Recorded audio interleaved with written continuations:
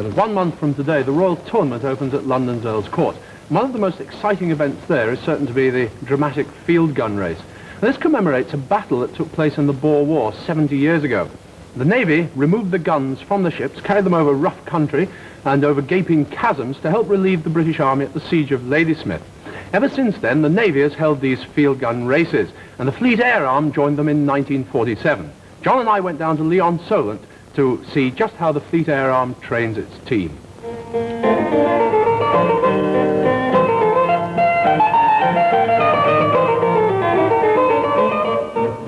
There are 50 men in the field gun crew, 2 full teams and 14 reserves.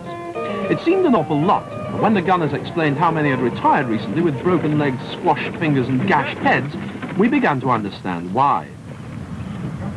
Petty Officer George Gilholm, the second team trainer, told us to stand fast until we heard the starting signal.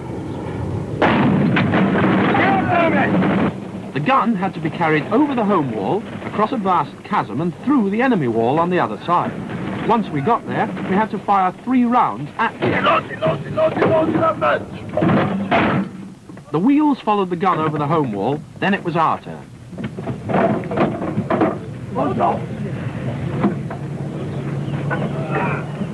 The next obstacle to cross was the 28-foot wide chasm.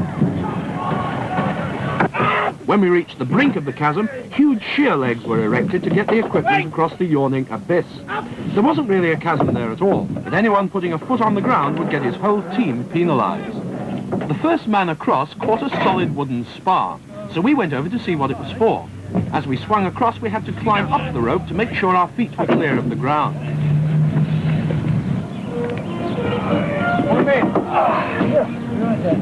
John, what's this for? Just to support the wire. Oh, this one? Yeah. I'm not right. For me to slap into for a moment. Oh, let's go see the gun going. Right. Stop! Can't cross, that's a bottomless chasm. Go up there and we'll share the way to get across. The wire was now hitched over the spar, ready for use. Just hang on, one on each side. Yeah. One here and there. That's Right, okay. Right, here we go. Have you got the wheels across? You come on. John and I might have just managed to lift the wheels, but we certainly couldn't have hung on to the traveller at the same time.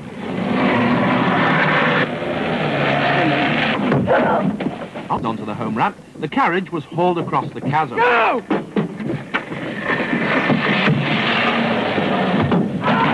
That was the moment to watch your fingers as 300 weight of gun carriage smashed into the wooden spar.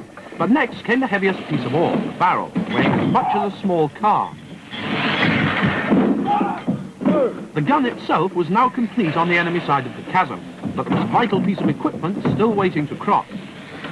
This was the limber, 2 metal boxes on a frame which contained the ammunition for the gun. If you get yourself caught between the limber and the spar, you don't do it a second time. We were the last to cross. Ahead of us, we could see the final obstacle, a breach in the enemy wall. The gun had been reassembled for the run to the wall, but we had to take it apart again to get it through the hole.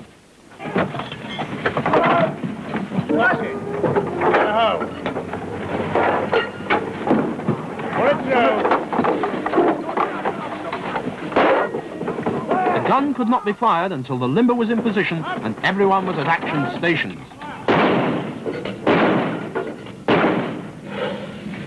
Thank goodness that's over.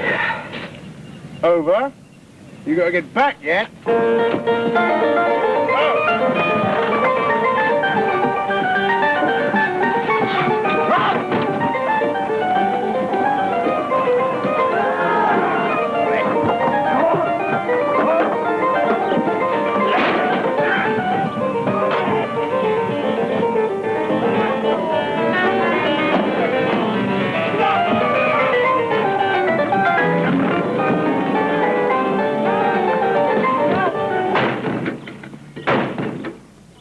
The next order was for a full dress rehearsal. Noakes to A crew, Purves to B crew.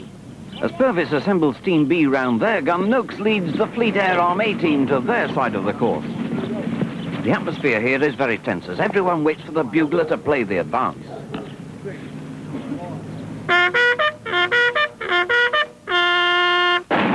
And they're off. Both teams are away to a good start. There's nothing